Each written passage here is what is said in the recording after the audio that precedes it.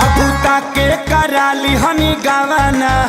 रोजाना सल चाहिए बिछावाना एजी हटी ना जान ले का हो अबूता के कराली हनी गावाना रोजाना सल चाहिए बिछावाना काच बजावानी सुनिए राजा जानी काच बजावानी सुनिए राजा जानी हमसे कुछ दिन दूर औरी रही ना मानव का नान्हे बा हमरो उमर कमर लोटे साहिना नान्हे बा हमरो उमर कमर लोटे साहिना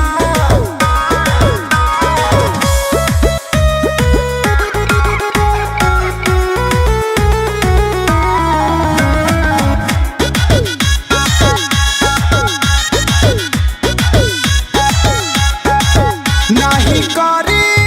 परेशान अब ही बानी हम नादान से जिपा चढ़ी जानी फान लागे ललबलई कोई हम जान दूधा के दांत तुड़िए के दम लेव का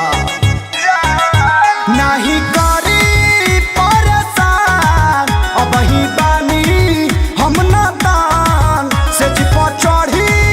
जानी फान लागे ललबलई कोई हम जान बड़ा लगी छोट नदी में थाही ना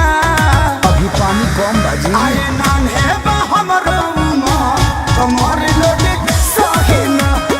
नान्हे बा हमरो उमर कमर लोटे साहिना